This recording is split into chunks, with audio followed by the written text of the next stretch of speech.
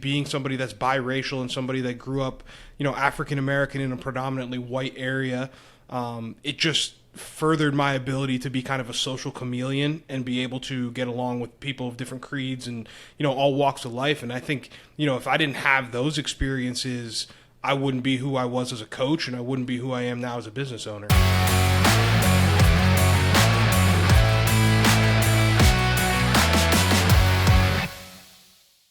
Hello and welcome to the Mindset and Self-Mastery Show. I'm your host, Nick McGowan, and today on the show I have Kitch, or otherwise known as David Kitchen.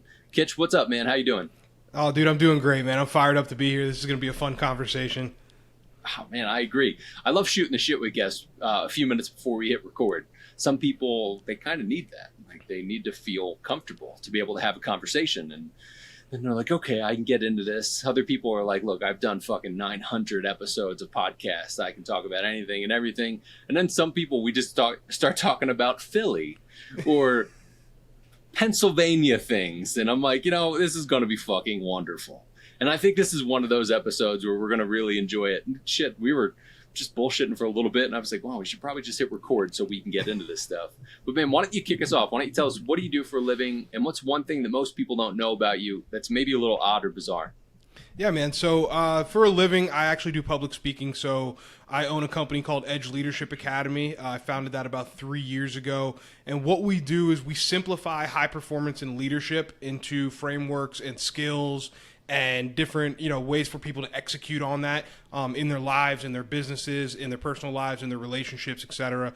So we kind of have three arms to the business. We basically have our corporate side, which is corporate management training, leadership training. We do C-suite executive training, things like that. We do workshops, all types of different curriculums within that space. Then we have our athletic side, which is college teams, universities. We work with athletic directors, coaches, etc., team building, culture building, leadership development, all that stuff. And then in the middle, which kind of brings everything together, we have our high performance network, which is essentially one-on-one coaching, mentorship programs. We do a cohort type leadership style trainings as well. And then we do a lot of high performance, like one-on-one performance coaching with entrepreneurs, professional athletes, CEOs, execs, different types of people in that space as well. So anything that has to do with leadership, culture, high performance, in one way or another, we do it. And then something that people don't know about me. So I actually lived in Europe for 6 months. And it's kind of a wild story. It was basically, it started as there was an opportunity to do an internship while I was in college. And they would pay for you to live. And for us as football players, we got to skip spring ball if we went and if we got accepted to this. So I went to all my friends and I said, dude, let's go do this.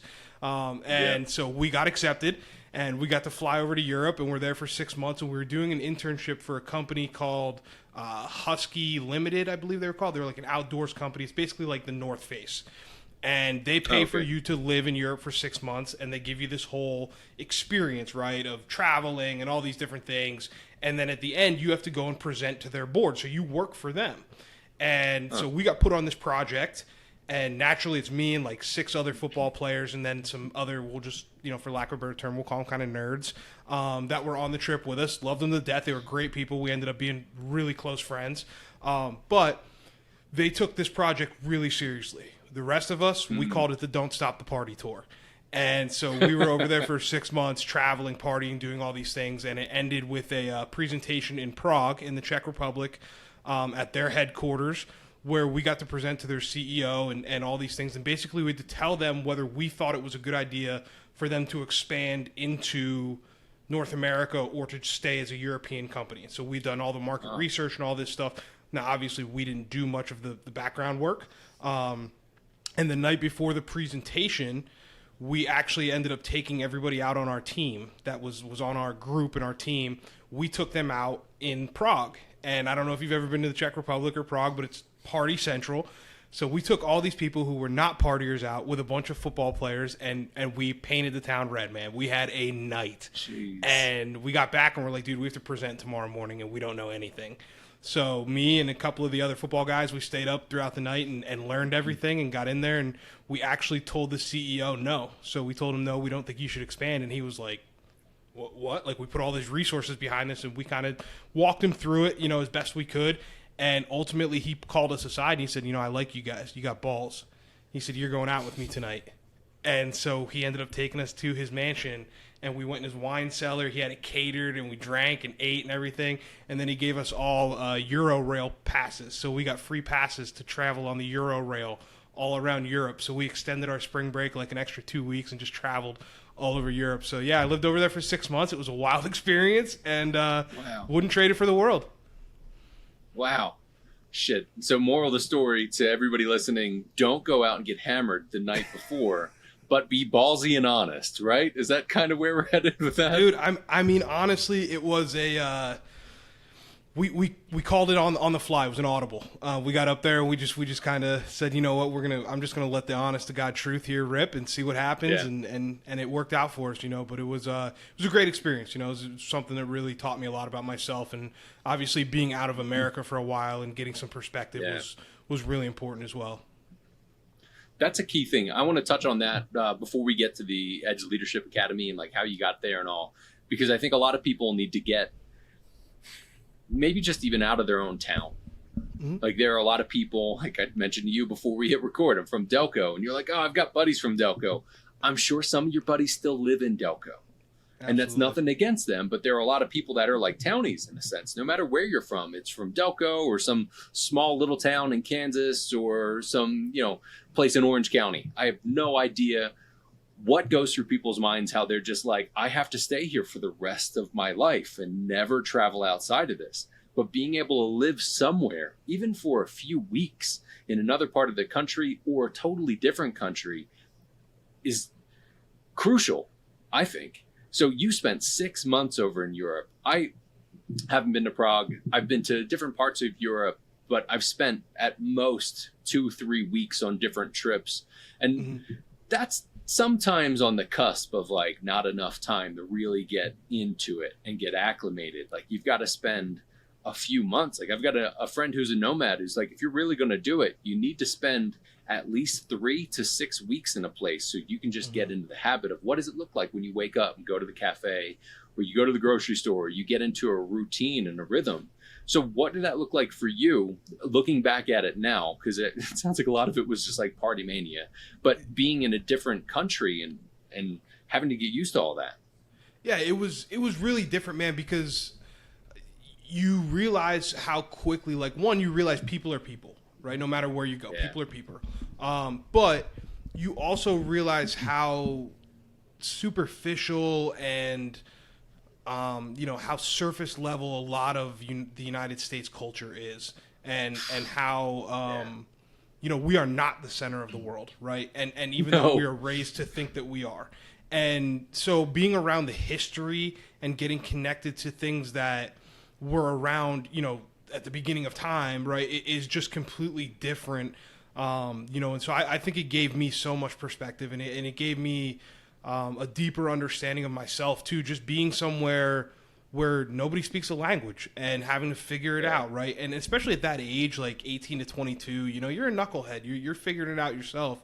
And so to be over there by yourself, and for me, I wasn't by myself. I was with 5 of my friends, but if something went wrong, it was on us. There was no one coming to save us. And I think that was the first time in any of our lives that we had to navigate situations, and it's like, you can't call mom because you literally, at that point, this was before like international calling, so we didn't have cell phones. Like it was just, you had like a little, they were called Vodaphones. They were like this big, and they only did like, we could only call each other, right? So it's you just had to figure it out, man. And I think there's so much that goes into that helps you as a human.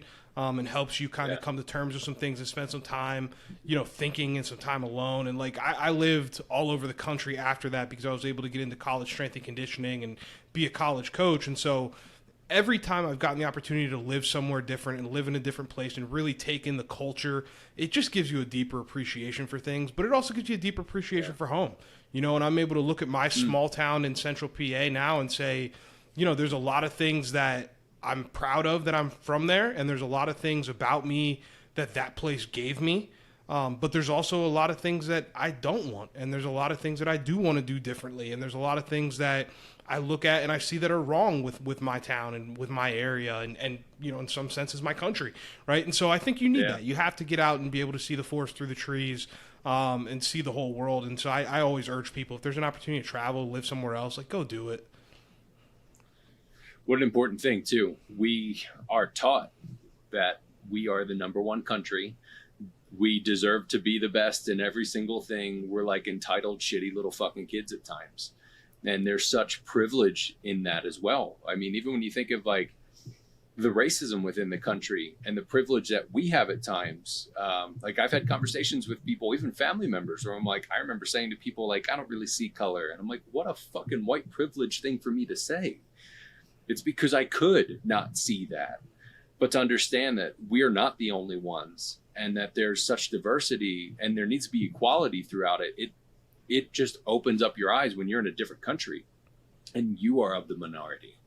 Sometimes there are countries you can go to where you're like kind of attacked in good or bad ways for being American. Like people will hear your accent, they're like, oh my God, you're American, blah, blah, blah. And other times they're like, fuck that guy. Fuck them. They think they're the best in the world. And you're like, holy shit. And you feel what that feels like. And for being in a small town and then getting outside of that and being able to move around, that's crucial. So I don't want to keep preaching about it, but I think that's a big thing for people to understand. Like you've got to actually be able to move around and understand other people's perspectives as well. So how do you feel that has actually helped you in not only the career that you've had, but the business that you have right now? I mean, I think it kind of set the stage because when I came back, I grew up a lot. When I came back, my whole life kind of shifted and I went in a different direction and a much more positive direction than I was before I went over there. And so I think it really set the stage for who I am now, getting out and seeing that there's more to life. Because up to that point, man, I had just been a football player. Like, I grew up in, I tell people it's like Friday Night Lights if you dropped it in Pennsylvania. Like, I grew up in a town that it's God family football. Like, that's what people preach. And so, to get out and shed that identity and be able to say, like, okay, no, not only am I Kitch, the football player, but I'm also David. I'm also the student. I'm also this. I'm also interested in psychology. I'm also interested in these things. And so it really set the stage for who I would become later in life. And again, I think just that ability to learn to connect with people from different areas, different ethnicities, different cultures, all that stuff was really important, and obviously being somebody that's biracial and somebody that grew up, African-American in a predominantly white area, it just furthered my ability to be kind of a social chameleon and be able to get along with people of different creeds and, all walks of life. And I think, if I didn't have those experiences, I wouldn't be who I was as a coach, and I wouldn't be who I am now as a business owner. I'd love to talk more about that. And there are some ways I say this lovingly and jokingly. I am ultra white in certain ways because I am a Mick. My last name is McGowan. I'm Scottish, Irish, and English. And like, this is probably not as red as it actually really is.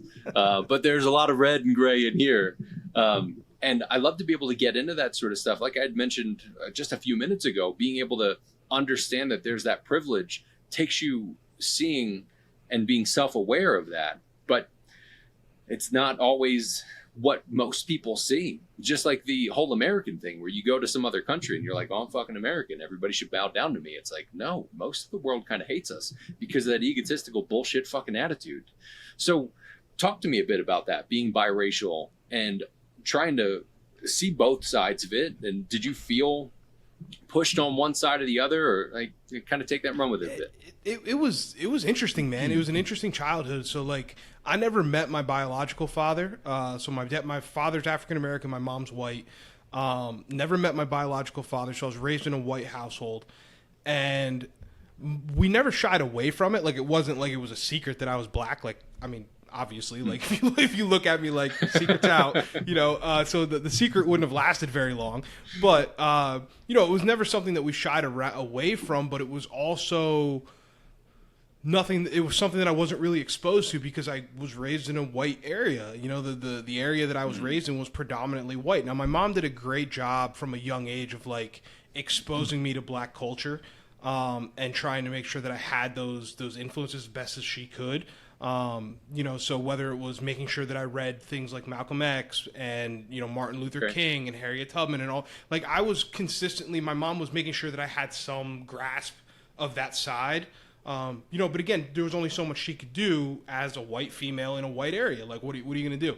It was kind of an odd dynamic growing up. I like I said, was in a predominantly white area. I think there was only 4 African-American kids on the football team. That was interesting. And, not that the area was, I don't want to say it's backwards, but it's definitely a little bit older in times. And so I think there was a certain feeling of, you're different. Like it was definitely there that I was different. But because I was a football player, I think I had it easier than some of maybe the other minority kids. Because I think football kind of bridged that gap for me. And so I was welcomed into a lot of families and just relationships and the culture of the town because people knew who I was because I played ball.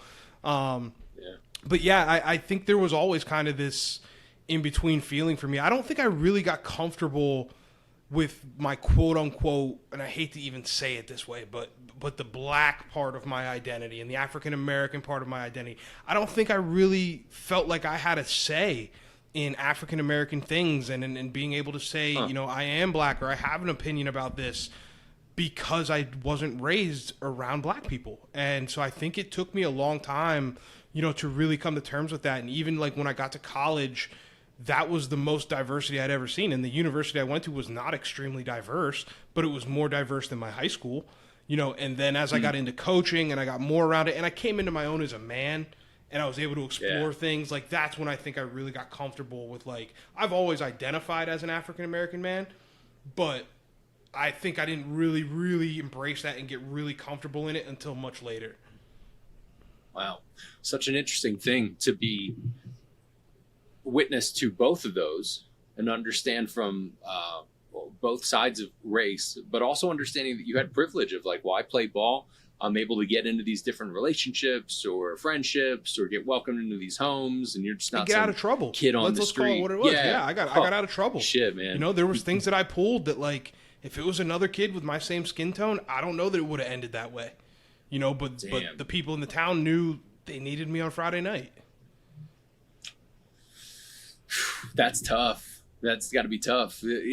How do you manage your mindset through that now, knowing that was the reason why you got out of certain things, and that there are other, like I keep thinking of like the show This Is Us, how even Randall had talked about how like he walks into a store and knows that the clerk's looking at him and he makes millions of dollars or whatever, and like that is just the thing that they have to deal with. I don't really have to deal with that. Sometimes I'll walk into a store and I'm like, I don't fucking want to talk to anybody, so just please don't even look at me. Like, I'm totally fine. Yeah, just looking. Where I don't have to worry about, well, are they concerned of me? And if you were kind of on both sides of the fence of that, and knowing that you had more of that privilege, there are people that don't, and they don't know. Like, I could walk outside, I could just get fucking shot. That's got to be terrifying.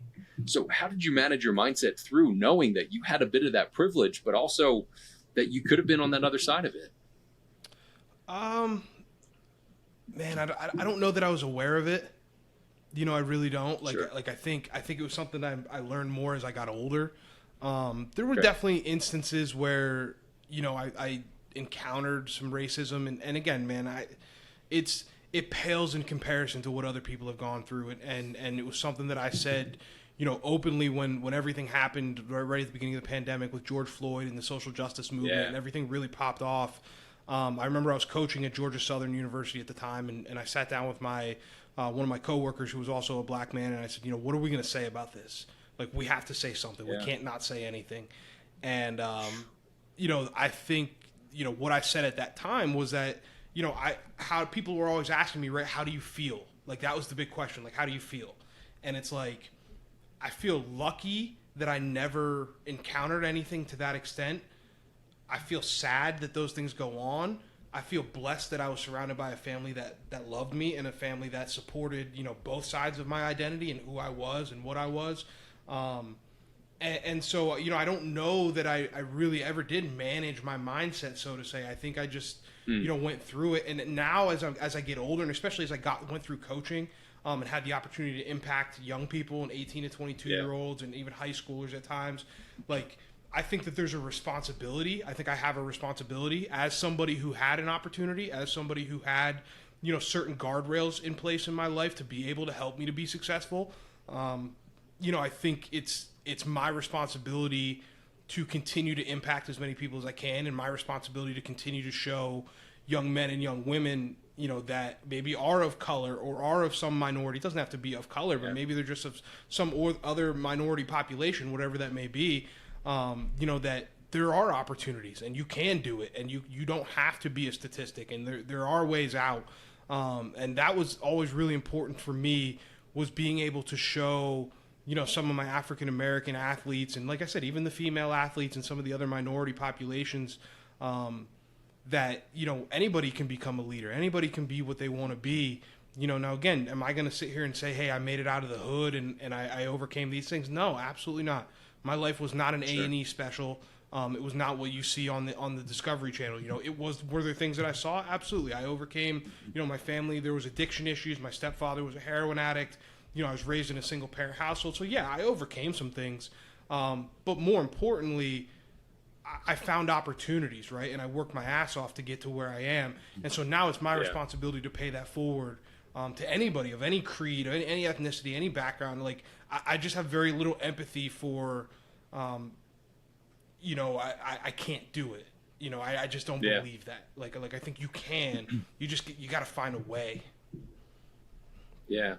It's almost like the victim mentality at that point too, where a lot of people just be like, fuck, I can't do it. And they just don't want to. And some people feel they're broken at that point. And typically they're not. They're blocked, and there's something that's in there, and there's some trauma that's holding them back from that. And I appreciate the candor. Like, it wasn't an A&E special. I didn't go through all this craziness. You dealt with craziness, but that's a power of self-awareness to be able to understand that there's that, but that doesn't negate what you've actually gone through. It doesn't change what you've gone through. Yeah, pain, you've mentioned responsibility. Yeah. Pain's not a pissing contest, right? Like, I always say that to people. Like, it's not my pain versus your pain. Like, if we're both hungry, it doesn't make you less hungry. Like, you know what I'm saying? Like, we both went through things. It's all based on your experiences. And I've been around a lot of people that have made it out of really tough situations and have become really, really successful and happy in life. And so I think it's all relative, man. I think you got to be able to look at your pain. And I tell people a lot of times, like, don't rush through the storm, right? Don't rush through the storm. Don't miss the lessons. Like, there's so many things that trauma offers us that, they are tough at the time. But there's a lot of lessons that the world offers us if you're willing to look and you're willing to sit in that discomfort of revisiting those ideas and those memories and things like that, and really look back on that stuff and learn and grow from it. I love that. The don't rush through the storm, specifically of trauma. I've recently read a book where the body keeps a score about trauma. And there are certain things, like I've even noticed it within myself. I've had traumatic experiences throughout life where there are things that'll just come up. And I'm like, fuck, I didn't mean for that to come up. But my body just like regurgitates it, just spits the thing up. And then being able to do the work to be able to actually go through that, put yourself in that spot to be able to understand it. So what does that look like for you? And are there some ways that you've worked through that? Yeah, man, I've done a lot of work on myself, dude. I mean, I've been in therapy for years. It took kind of a rude awakening for me to go to therapy. So I guess we can kind of go down that rabbit hole and we can back up and tell you that story. So long story short, I've always kind of been this quote unquote high achiever. Like, I've always wanted to be successful. I've always wanted to do certain things. And so I was fortunate to have a good career in coaching and have that build up. But what I never wanted to admit was that my past always had one hand on the steering wheel. Meaning the fact that I didn't know my father, the childhood traumas that I did experience, the things that I did see. I never wanted to admit that those things were still part of me and that those things were still in my life. I never talked about them. I never talked about that stuff with my family. I never talked about that stuff with anybody in my life. The first 12 years of my life, if you ask any of my friends, is a mystery. They don't really know. Nobody really knows. It was like I just showed up at 12 years old and the first 12 years never happened. And so, long story short, basically what happened was the pandemic hit. and I started my new business. I started Edge Leadership Academy. I quit my job at a Division I school coaching, walked away, and I started this business, and it became successful pretty quickly. And so within 6 months, I was making money, and I was like, okay, me being me, I didn't know this at the time, but I linked my self-worth to my achievements. And so it was like, if I achieve more, then people will love me and people will care about me more and I'll feel more worthy. And so I did it, and I went out and I started a second business, and I launched a gym, and it was 22,000 square feet facility. It was huge, batting cages, the whole nine. I mean, it was beautiful. It was a great facility. And I launched it, and it took so much out of me. It took so much out of me. Wow. And in the meantime, so I have my business, my Edge Leadership Academy. I have the gym. I'm going to school to get my PhD in psychology, so I'm taking psychology classes. I had just released my first book. I was working on my second book, and all this is going on at the same time. And I remember I was with my girlfriend, and we were driving back from Georgia. We went down to Georgia where I used to live. She got the rest of her stuff out of our old house, and we were moving back to Pennsylvania. And so we're driving up, and I just started having panic attacks. I didn't know what they were at the time. I had no idea what it was. I thought I was dying. But I started having panic attacks, and like to the point where like I pulled over, like every couple miles I was getting out of the car and like literally like dropping to the ground. Like I didn't know what was going on with me. Yeah. And somebody that their whole life was predicated on strength, that was really, it shocked me to my core, and it shook me, and I didn't know what to do. And so I got back to PA, and they continued to have panic attacks. I would get to the gym, I'd freak out, I'd go to the bathroom and throw up, and like it was just wild. And I'm like, man, what is going on with me? And so eventually I gave in, and I was like, I gotta go find out what this is. So I started going to doctors, going to specialists, all this stuff. I'm doing EKGs, they're doing sleep studies on me, they're doing all this stuff trying to figure out what it is. And every time somebody would say it was in my head, I would get so mad. And I'm like, no, it's not. Like it's not that. I don't have mental health issues, and I would never, and not me, And next thing I knew, man, I slipped into this depression. And about 6 months, dude, I mean, my girlfriend would get up for work in the morning. I'd get up with her. And then when she would leave, she thought I was going to work. I would go back to bed till like 1 o'clock in the afternoon. And I just didn't want to leave my house, and I didn't want to leave my bed. And, so eventually it got to the point where I was like, all right, I have to try therapy. Like, I don't know what else to do. Like, I'm broken right now, and this isn't working, and I'm about to lose everything. And so I started going to therapy, and I've been working on myself, in that regard for 3 years. But even prior to all of that, man, and this is what I tell people, like, even prior to all of that, I had done so much work otherwise. I read, I was meditating, I was doing all these other things. And so it's like, you have to at some point face the demon that you don't want to face, right? And that's what it was. I had to sit down, and I was trying to outrun something that I couldn't outrun, and I was trying to fill internal wounds with external things, and that doesn't work. And and that's what it was. And the pandemic forced me to slow down, and I think it did with a lot of people, right? And when you can't outrun your thoughts anymore, it's just you and them. That's when everything comes bubbling up, right? So those are some of the things that I went through. I mean, it took me 6 months to get back on my feet, get back to who I was. And I still struggle with anxiety at times. I still struggle with some of that stuff. There's still days where it's like, depression comes roaring back. But, I've chosen to look at it as a gift, right? And it's not why me, it's why not me, right? I'm built for this stuff. I'm built for adversity. I can share my story with other people. I can help people through theirs. And so, it's, everybody goes through their war, man. It's like I said, pain is not a pissing contest. Big fan of that. I'm going to use that. I think it's such a crucial thing, man, where there are a lot of people that look for the quick fix, the easy fix. And, we can blame social media. We can blame a bunch of bullshit. We can blame whatever. But everybody wants to just get the thing fixed. Like, I just want to not deal with this anymore. And especially when it comes to trauma, you can't just mindset your fucking way through it. You can't just put bandages over it. You actually have to get to the core of it and fucking process through it and work through it. And we could get into the details of what you'd gone through and like the things that work for you, but I don't want to go down that path because I want to hover on the idea of there's so many different ways that you can go about it. being able to go through the trauma, but being able to get to the point. Whoever's listening, who's ever in that spot that's like, wow, I read the books, I've done these things, I've gone to talk therapy, and I've tried different things. Like, you have to get to the point where you've found the thing that actually works for you. Like, some people find that EMDR really works for them. Some people are like, this is weird, my eyes are just going back and forth. Other people are like, well, talk therapy is what really worked for me.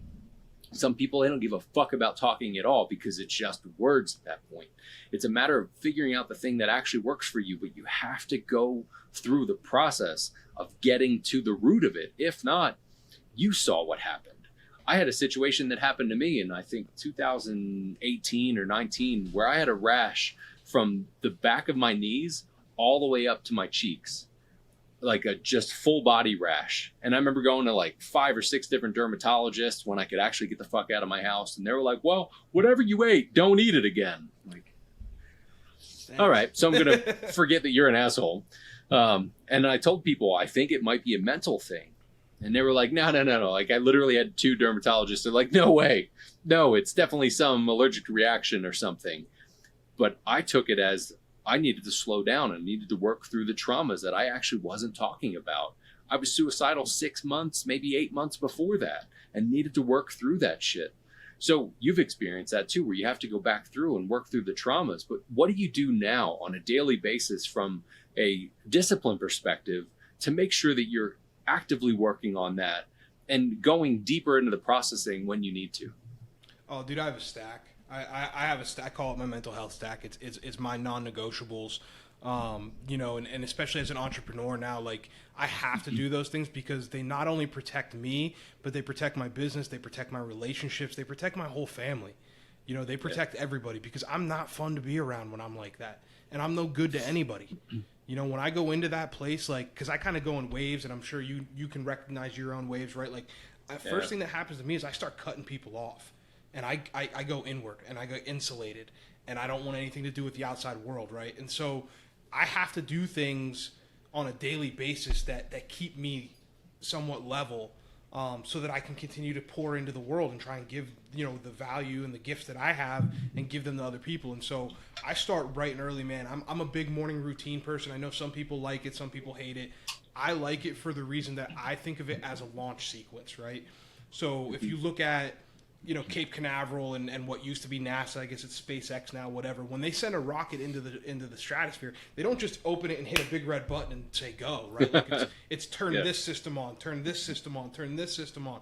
And I think our lives have to be like that, right? So every morning I wake up and I meditate as soon as I get out of bed. First thing, get out of bed, drink water, go meditate. First thing, right? Because I don't want to deal with the world. You wouldn't go to war without putting your armor on. So why don't we put our emotional armor on before we go out and deal with the world, right? Instead, what do? We grab our phones and we dive right in. Like, no, man. Check in with yourself before you check in with the world. So the first thing I do in the morning, I wake up, get my water, I meditate, then from there I journal. And the journal prompt, some days it's whatever I need to get out. Sometimes it's just things that I need that are bubbling up that I need to get them out on paper. Sometimes it's a journal prompt from a book or something that I've read, whatever. But I write. And then I read something, and then I try and move, right? So I exercise in some way, whether it's old school training. I still like to lift weights. I still bang, even though I'm a retired coach and a retired power lifter. I still like to get in there and move. So I get some sort of movement, right? So I always think about it like I want to connect with myself. I want to create. I want to consume, and I want to move. Like that's my launch sequence. I have to do those things. And those things on my calendar are non-negotiable. Like my team that I work with now, even though they have access to making changes to my calendar and things like that, they know that my morning block is non-negotiable. Don't touch it. The other thing that's non-negotiable on my time schedule is my therapy time. I still go to therapy every single week. That's a non-negotiable. I don't cancel. I don't move it. It's there for a reason, and it has to stay there, right? And so those are some of the things that I do. I have a nighttime routine as well, which is just, as simple as getting off my phone, and plugging my phone in across the room. Like my brother just made fun of me for it. He's like, dude, you live your life on do not disturb. And I'm like, I really do. I keep my phone on do not disturb all the time, because I just, it's how I function, man. I think you have to find what works for you though. There's no right stack. And I tell people this too, when they ask me like, well, what's your morning routine? I'm like, it's my morning routine. It works Yeah. for me. It doesn't necessarily mean that it'll work for you. And I have other things that I can use and plug in when I need to, right? Like if I'm really spinning out, I know a cold shower helps me. So I'll take a cold shower, I'll do a cold plunge, or whatever I have access to at the time. Like you have to figure out what your stack is and what works for your specific instances and your specific, case. Like it just depends on you. Yeah, it's a great point. And that kind of goes back to what we were talking about too, like finding the things and figuring those things out. But it takes you doing the different things and trying it. Like sometimes people be like, I don't want to journal. Fuck that. It's like, just try it. If you don't like it, then great. You knew. I joke about it now. Like if you look at my phone, I have like a habit tracker, right? And you can see all the times that I've tried to do certain things and they didn't stick, right? And I'm okay with that. Like, all right, hey, this doesn't work for me. This isn't my thing. It might be your thing, it's not my thing. All right, I got to find what works for me. And even within like meditation, people say, "Oh, I can't meditate." Well, have you tried different types? Because there's different. Like meditation is a very blanket term. There's a lot of different types, And now I'm at the point where like I've meditated every day for probably 2.5, 3 years. So it's like I now know what type of meditation I want to do. What type of meditation do I need today? Do I need something to slow me down and slow my breath down? Do I need a visualization? Do I need something where I'm just grounding myself? Like, what do I need? Do I need to do a more intense breath work? Like, what is it?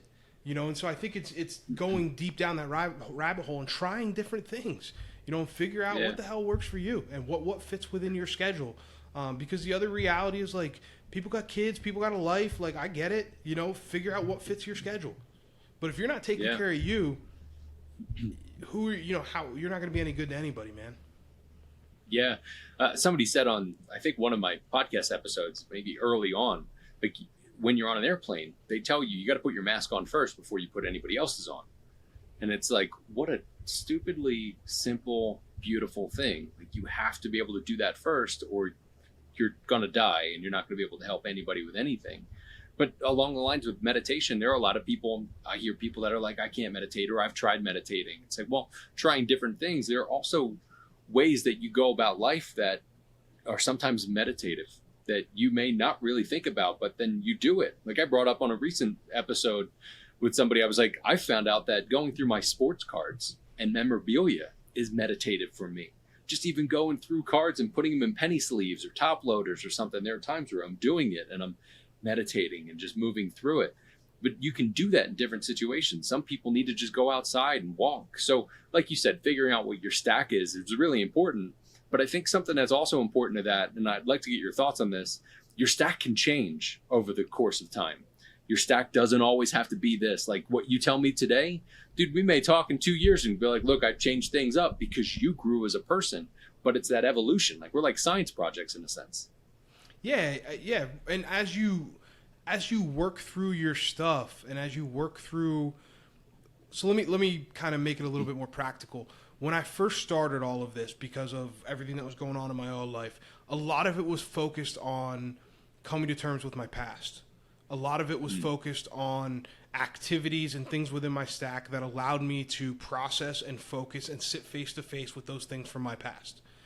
Now, because I've come to terms with a lot of those things and I've now seen the positive benefits on it, a lot of my stack now is focused on the future.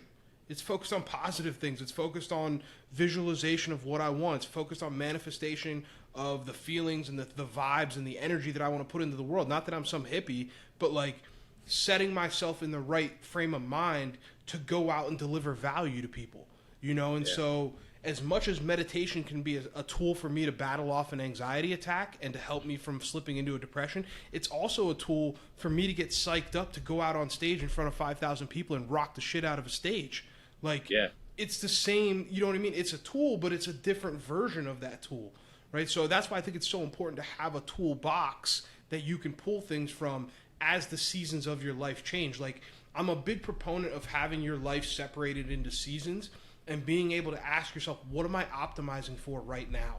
Like, what's most important to me right now? And then build a stack around that. Like, okay, this is these next 4, 8, 12, 16 weeks. I don't think going on beyond 16 is too good. I think you need to break it down to like 16 at most. But say I'm going to go 16 weeks. Okay, these next 16 weeks, I'm going to be optimizing for my business. I want to be as sharp as I possibly can in the business, and I want to push this thing as far as I can. Okay, I'm going to utilize a stack, and every 4 weeks, I'm going to measure the things that I think matter, and I'm going to see what outputs I'm getting from that stack. How am I as far as my empathy levels? How am I as far as my mental acuity? Am I clear? Am I focused? How's my energy level? Am I up? Am I down? Am I a roller coaster? What's going on? And then I'll adjust from there, right? And then if I'm trying to optimize for family, then my stack looks different, right? Because now it's like, okay, I need to focus on being able to connect with people. I need to focus on being able to be empathetic. I don't need to be as sharp. I don't need to have that edge, right? Now I need to be a little bit more loving. I need to be able to be compassionate. Like, you got to know what you're optimizing for in life, and then use the tools that are appropriate for that, right? And that, I think, changes, you know, like, and again, to take that a step further, if I'm optimizing for business, well, then I'm going to train a certain way. I'm going to train it fast. I'm going to train fast paced. I'm going to get my cardio up. I'm going to become an entrepreneurial athlete so that I can go through those 12-hour days with great energy levels. You know, if I'm training for something, if I'm optimizing for something different, then maybe I'll go back to bodybuilding or whatever I feel like doing in the weight room. Like, you have to know what you're optimizing for and then build around that. So how do you take into account personality types and how people either transmute or just absorb in their traumatic experiences through the academy and the clients that you have in the academy? Yeah, so when we work with people, the first thing that I do is I try and get people very clear on like who they are, because I think it's something that I didn't know who I was for a very long time, right? So one of the things that we do first and foremost is we write down our vision, mission, and values, and I want you to get clear. And the way that I portray this is your vision is what you want at the end of your life. What do you want when it's all said and done?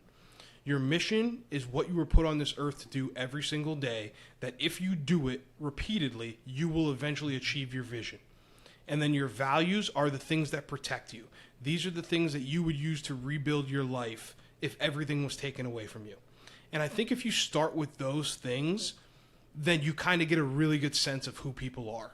And you get a really good sense. So then I can start to help them build their stacks, whether it's a performance stack, a mental health stack, a habit stack, a business stack, whatever type of activities we're trying to optimize for.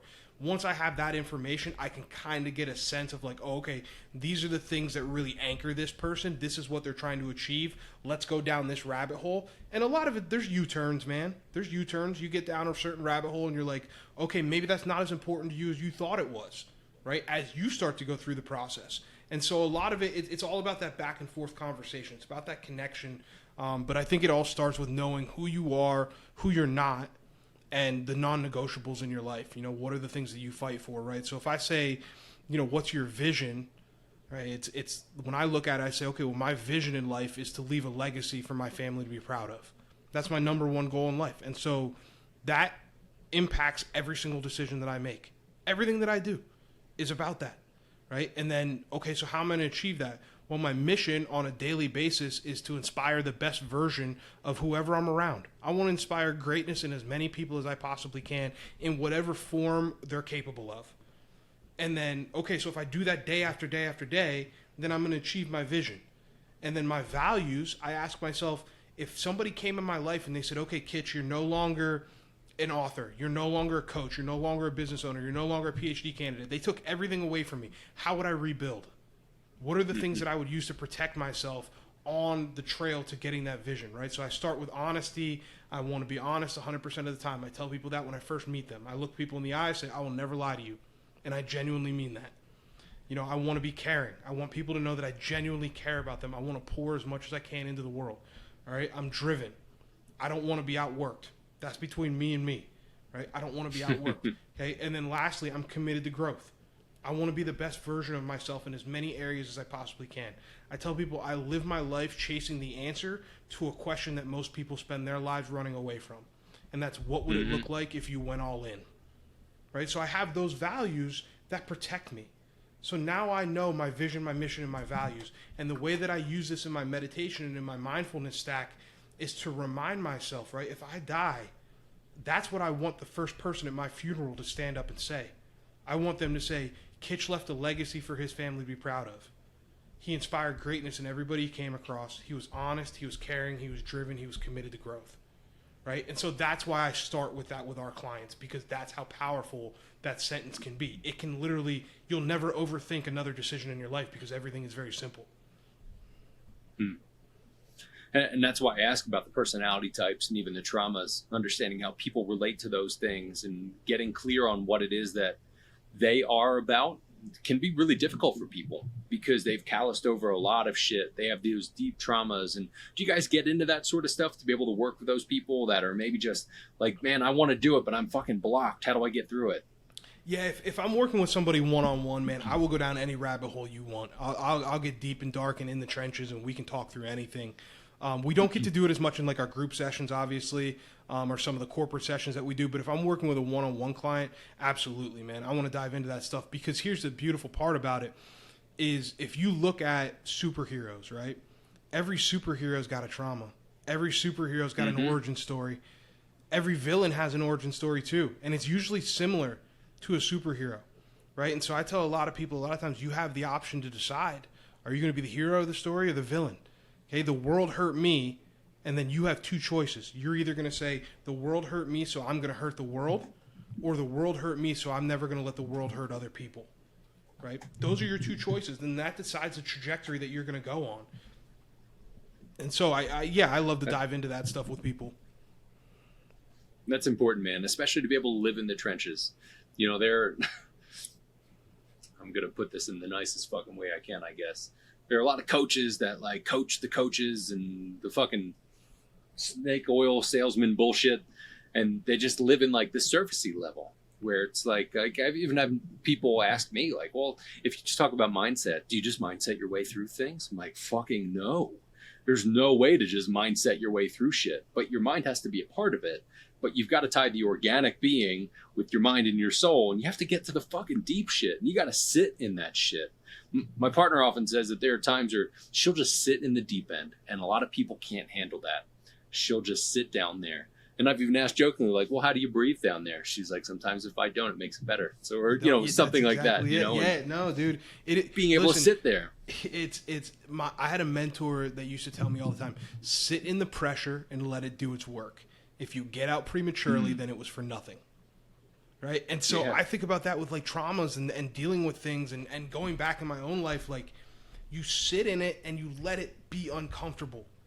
Everything, you don't have to solve everything. And that's what we try and do as a society. We want to solve it so quickly. And we just want to breeze over it. We want to say, okay, it was this, right? It was that. All right, no, stop. Sit in it for a second and get past the initial emotional dump, and then let your logical brain turn back on. Because then you'll be able to appreciate it for what it was, right? So even as surface level as like, and this was a big thing that I had, I think I talked about it probably like 6 months ago. There was a big thing on social media about toxicity and everybody's a narcissist and this and that and everything else. And I'm like, okay, whoa. Let's slow down for a second. How many people here are actually assessing what they brought to the table and actually assessing what they brought to certain social relationships? Maybe you brought those traits out in somebody else. Maybe they were narcissistic, but maybe you enhanced it, right? Are you doing that work on yourself? And you can't do that if you're not willing to sit in front of the mirror for a couple seconds and get past the uncomfortable cognitive dissonance of, this is not how I want to see myself. How you want to see yourself is irrelevant if it's not the truth. Yeah. It doesn't matter. So just sit down for a second, say, okay, hey, look, this is going to suck. This is really going to be uncomfortable, right? Like, let's talk about this. You think, I mean, and I say this to my clients a lot too. It's Tuesday morning. I got a day full of shit. You think at Tuesday at 9 a.m. I want to dig into my fucking daddy issues with my therapist? Like, no, man. I got to close deals the rest of the day. I got to try and be sharp. But you know what? I have to do it because it makes me better, because it makes me feel better, because it makes me a better human, because it makes me a better businessman, because it makes me a better brother, a better son, a better friend, all these things, right? So you have to just look at it and say, okay, this is going to be uncomfortable, but I'm so committed to the version of myself that I'm going to be on the other side of this that I'm just going to go through it. And to think about the self-awareness of the cognitive dissonance and the bias that you have where you're like, I don't want to see myself like that. who the fuck cares? Like, just sit in it and work through it. Man, that's good shit. So along those lines, Kitch, what's that one piece of advice you'd give somebody on their path towards self-mastery? I think I said it earlier, but like, don't skip the storms. Don't skip the storms. Like, don't fast forward through that stuff. Own your story. Pick up the pen. All those cliche things. And then the other piece is just remember that things come in threes, right? So just because you think you've moved past something doesn't mean you get to forget the lesson, right? I'm a firm believer that whether you call it the universe or whatever, and again, I'm not a hippie. I promise I'm not. I know I sound hippie on this episode, but I'm not. All right, but I do believe in certain things, and I think that the universe operates in sets of threes. And so I believe that when you think you're doing something right, when you're going to respond a certain way to a certain situation, and you do it the first time, the situation is going to be very straightforward, right? So if you're trying to overcome your anger issues, it's going to be somebody's going to cut you off in traffic, and you're going to stop yourself from getting pissed off, right? Good for you. Okay, good. Now, what do most people say at that point? I'm healed. I did it. I'm no longer angry, right? No, that's not the way it works. So what's going to happen is you're going to get a second situation that's going to be a little bit more gray, right? And it's going to take a little bit more for you to pull the lesson out of it. And it's the universe testing you to see if it's actually who you are, right? And if you pass that second test, then you're going to get a third one that's completely different. And it's going to test your ability to take the lessons from that and your ability to emotionally regulate and apply it to a completely different context. And if you can do that, then you're growing, then you're healing. Now it's part of your character, right? So I think for people, just don't learn something once or do something once and then put it away. Like, hold on to it and then apply it to different areas of your life, and you'll watch how much you grow, man. So, I know that was kind of a long-winded answer to one thing I would tell people, but that's definitely it. I love it, man. I think it's powerful stuff, and we've gone through a lot of stuff on the episode. I think we could probably just sit here and talk for hours and hours and hours, and I always appreciate when I have those conversations. Man, I appreciate you being on, getting real and deep and honest, and being able to talk about all this. So let's talk a little bit about the business. Tell us, before I let you go, where can people find you? Where can they connect with you and all? Yeah, man. So we're on all the social medias. I'm at Coach D Kitch on everything. Twitter, Instagram, Facebook, whatever the other ones are, TikTok, Reels, whatever, all of them. I'm on there. We also have our website, edgeleadershipacademy.com. There's some free resources on there. There's also links on there to book us, to book a consultation call with me, whatever it is. And again, as I said earlier, we do group stuff. We do organizations if you want us to come in and talk about leadership and culture with your teams. We also do a lot of one-on-one coaching. I'm really passionate about being able to do that. We also have a mentorship group that will be opening up, I believe, in about 3 or 4 more weeks here. That's called The Table. So we run that only twice a year. So this will be our second time this year running it. That's a mentorship group. It's a 15-person cohort. We go through all types of high-performance skills and different one-on-one things, but you're guaranteed with that. Every week I do a live call. You'll also get an individual call. It's a really cool community of people. And then from there, I'm trying to think if there's anything else. I mean, that's pretty much it. We have our books online. You can get links to those on the website. I'm not going to push product. So if you're interested in that stuff, please reach out to me. And other than that, man, I appreciate you having me on. Absolutely, dude. It was great having you on. Thank you so much for your time, and keep up the great work, man. Thanks, brother.